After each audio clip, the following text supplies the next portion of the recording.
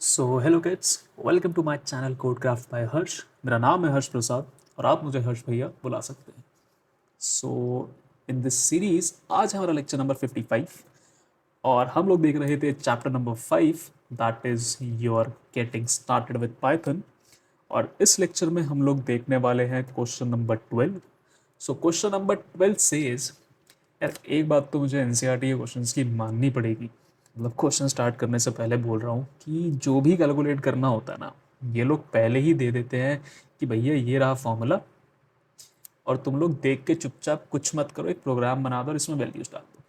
सो सबसे इजी काम हो जाता है किसी भी स्टूडेंट के लिए कि भाई उसे एक्स्ट्रा दिमाग नहीं लगाना कि आफ्टर ऑल चीज़ कैलकुलेट कैसे करेंगे। ठीक है। सो एक एडवाइस दूंगा ये क्वेश्चन स्टार्ट करने से पहले, दैट प्लीज़ कुछ फॉर्मूलेज जो इम्पॉर्टेंट है ना, चाहे वो पिछले लेक्चर में हमने देखा हो सिंपल इंटरेस्ट का था, या फिर कंपाउंड इंटरेस्ट से रिलेटेड हो गया, या फिर वॉल्यूम से रिलेटेड हो गए, सरफेस एरिया से रिलेटेड हो गए, ये सब जो वैल्यूज़, ये सब जो फॉर्मूलाज हैं उन्हें प्लीज़ याद करके रखना। कि हो सकता है एग्ज़ाम में तुम्हें टीचर्स ना दें ऐसा फॉर्मूला, और जस्ट बिकॉज तुम्हें फॉर्मूला याद ना हो इस वजह से तुम क्वेश्चन छोड़ के आओ, ये चीज़ बिल्कुल भी अच्छी नहीं लगेगी तुम्हें, है ना। ये चीज़ मैं पहले भी एक लेक्चर में बता चुका हूँ कि प्लीज़ इन फॉर्मूलाज को याद कर लेना, बिकॉज समटाइम्स टीचर थोड़ा स्मार्ट प्ले करते हैं, वो फॉर्मूलेज नहीं देते हैं, सिंपल बता देंगे कि calculate the volume of a sphere where r will be taken as a radius and that's it। ठीक है, r will be taken as a radius from the users। बस अब तुम करते रहो। तुम्हें फॉर्म, अगर तुम्हें वॉल्यूम के स्फीयर का फॉर्मूला नहीं पता,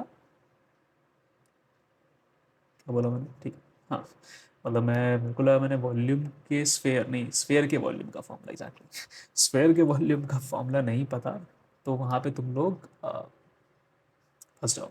ठीक है। सो ठीक है, चलो स्टार्ट करते हैं इस क्वेश्चन के साथ। So question says that write a program to calculate in how many days a work will be completed by three persons A B and C together. ठीक है, यानी कि ए बी सी साथ में जब काम करेंगे, मैं प्लस से नोट कर देता हूँ, A B C when they will work together. ठीक है, प्लस का मतलब ऐड नहीं कर रहे हैं यहाँ पे, दिस इज मतलब together, this is symbolising together. ठीक है, so when they work together तो कितने टाइम में काम कंप्लीट कर लेंगे। So basically this is your output.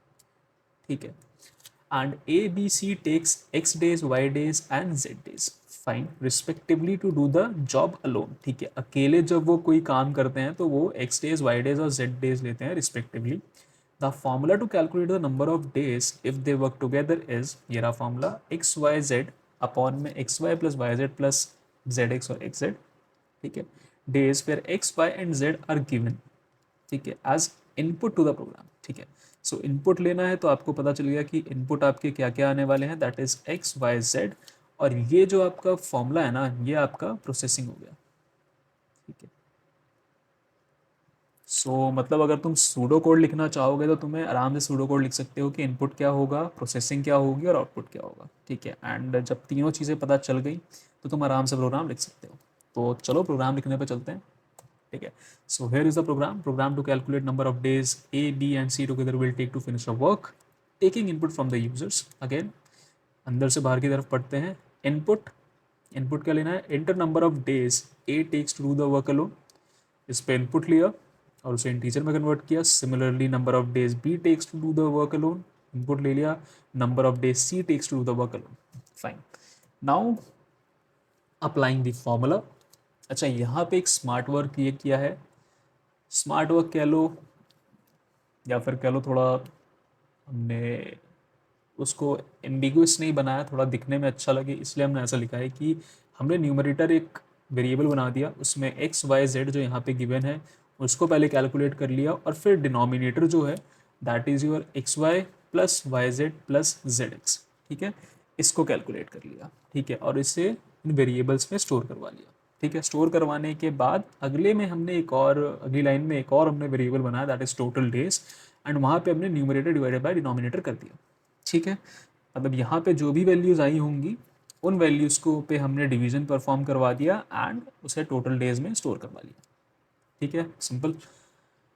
And one more thing, यहाँ कुछ बताने की ज़रूरत है क्या तुम्हें, कि अगर यहाँ ब्रैकेट अगर मैं नहीं लगाता तो क्या मेरा काम चल जाता?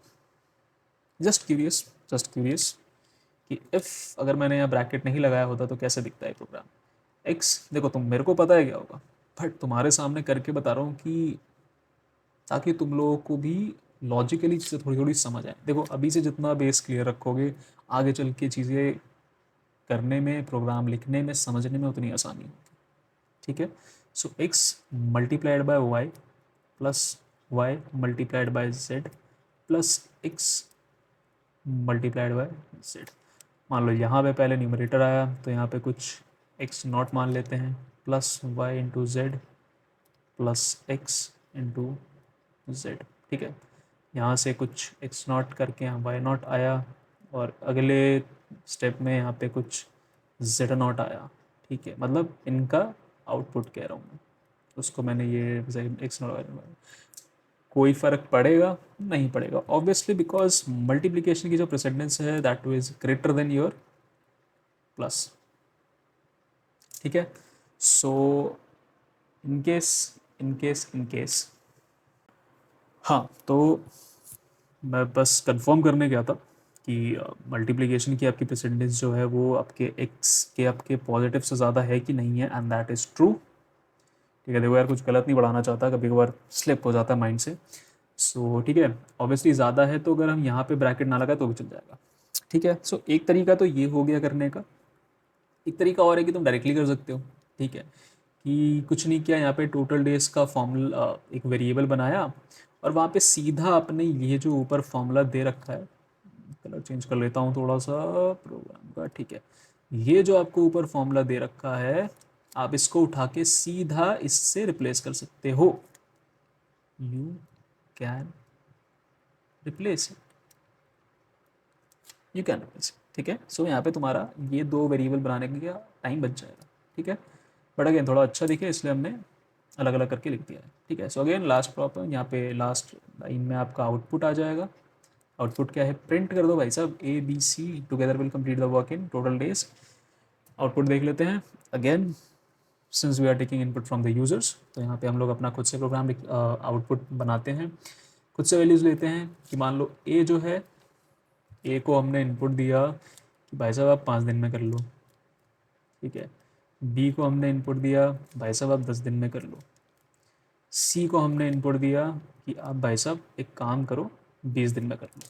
ठीक है, ये इंडिविजुअली अगर मैं कहूँ working alone they take this much days. ठीक है, नाउ ऑन द बैकग्राउंड जो हमारा फॉर्मूला काम किया, that will be 5 into 10 into 20, that is your X into Y into Z upon, simplification के लिए लिख लेते हैं 5 into 10, that is your A into B. Small से डिनोट कर रहा हूँ, स्मॉल से डिनोट कर रहा हूँ तो कंफ्यूज मत होना।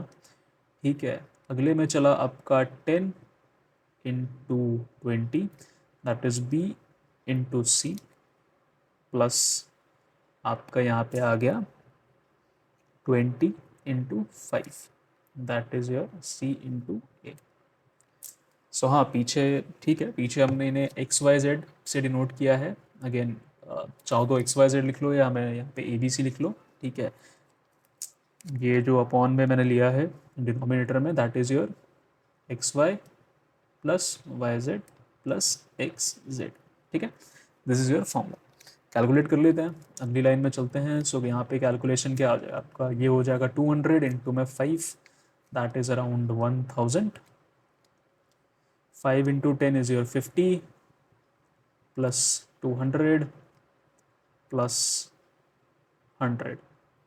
ठीक है, सो ये क्या आ गया आपका 1000 अपॉन में 300, 350, 350। So it will be around, if we will cut it by 5 से अगर हम इसे डिवाइड करेंगे तो 7, ये जाएगा 20, सो इट विल बी 20/7, और 2426/7 डेज। यानी कि ऑलमोस्ट आपका 3 दिन के आसपास ही लेंगे, 2 दिन से थोड़ा सा ज़्यादा, अगर ये तीनों साथ में काम करेंगे।